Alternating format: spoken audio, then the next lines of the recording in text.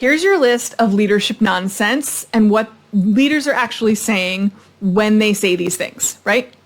Ready? Here we go. Okay, number 1, I'm too busy. Translation, I prioritize my time poorly. Reality check, effective leaders find time for both personal and professional growth. Number 2, that is just the way I am. Translation, I am resistant to change and I don't care what you say. The reality check is that great leaders adapt and evolve based on feedback and self-reflection. If you're just saying, I'm just the way I am, that's a cop-out. Number 3, my team should just follow orders and do what I tell them to do. Translation, I don't value anyone else's input.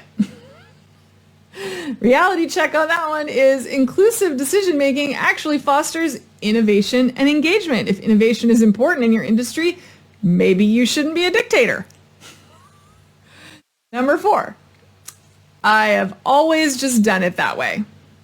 Translation, I fear change. I am like, oh my God, change is the most terrifying thing because I like my routines and this is my security blanket of a business. The reality check is that stagnation is the enemy of progress. You will not be able to sustain that forever. Adaptability is everything. Number 5, I don't have time for training. Translation, I do not prioritize my development or yours. The reality check on that is that investing in leadership training can dramatically improve your team's performance and your own. And it helps morale. When people are actually being trained to do new things and to be better at their jobs and they don't have to do it in their off time, they're going to love you for it. And you should be the one to set that example. Number 6, my team is the problem. What the hell is wrong with these people? I'm fine. What's their problem? Elon Musk much, right? Anybody? Translation, I don't actually know how to take responsibility for anything, including myself. Oh my God, so common, right? Generationally, especially. Leaders set the tone. The reality check is that team issues always reflect leadership issues. If they are dysfunctional, it's because you are dysfunctional. Leaders they have to do the hard work of taking the hits. And if you're not willing to step out in front and actually guide people to where you want to go, it's your fault, not theirs. Hire a better team if that's the problem. But I bet you probably tried that and it didn't help. Number 7, I am not a people person. Translation, I lack interpersonal skills and I have not invested any time or energy in changing that. And I probably won't unless I have an actual gun to my head. The reality check is that leadership is all about people. There's no way around it. You can be an introvert and be a leader. Of course you can, but you have to develop empathy and communication skills in order to survive it. That's essential. There's no other way around it. You can't do it through other people. That only goes so far because you end up isolationist. So you have to figure out how to communicate with people, empathize, and connect. You just have to. Number 8, I can't show weakness. My people will never forgive me. They will never follow me if they see me weak. Translation, I am terrified of being vulnerable. I think that my strength is all I have. Reality check. Vulnerability builds trust and authenticity. It helps people empathize with you and helps you empathize with them. When you're all human beings together, you can actually be a team.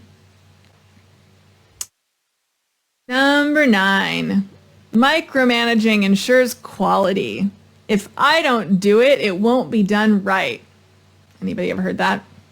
Translation, I don't trust my team, and I have an ego the size of Montana. And I'm probably deeply insecure underneath that. The reality check is that micromanagement is known to stifle creativity and autonomy.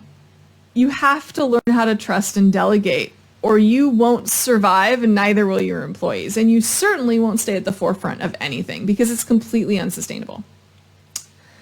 Number 10, it's not my job to motivate the team. That's what their paycheck is for. Anybody heard that? I have.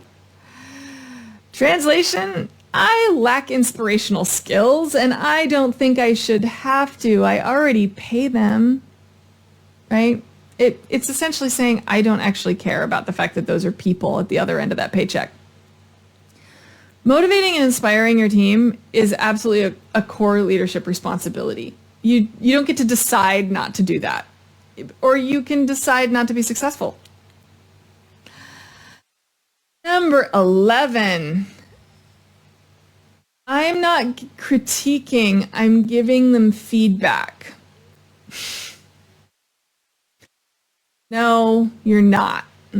Feedback is an entirely different thing. It requires a little bit of consent. It requires some empathy. It requires some couched interest in the factors that went into what was going on. But if you are just constantly telling them what they did wrong, that is not feedback. And it usually translates to they absolutely cannot handle constructive feedback themselves. Number, I think, 13? I lost count. 12? Results matter more than people. Really? I want to work for that company. I don't even think I need to translate that, but it translates as I prioritize outcomes over well-being or human beings or basically anything else. Sustainable success comes from motivated, healthy, engaged human beings. It just does. So you kind of have to do that. Okay. My favorite. This is the last one. It's just business. It's not personal. You guys have heard me talk about this quite a lot. This is someone who says, I separate my work from my ethics so I don't have to have them. I'm choosing a platitude over your well-being or the well-being of my community or the well-being of the world or really anyone's well-being except mine.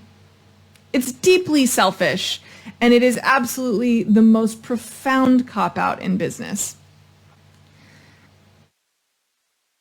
Leadership integrates personal values with business practices. And if you actually want to be sustainable in a world that needs people who care about each other, you have to stop saying it's just business, it's not personal, because it is. Every single thing that you do in your business is about other people. Sorry, there's no way around it. Those are human beings that work for you. They're human beings that you serve. They're human beings that buy your shit. Without caring about that, making it just business is saying money is the only thing that matters. How far has that gotten us, really? So that's my final thought that I want to leave you with. How far has that gotten us? Thanks, everybody.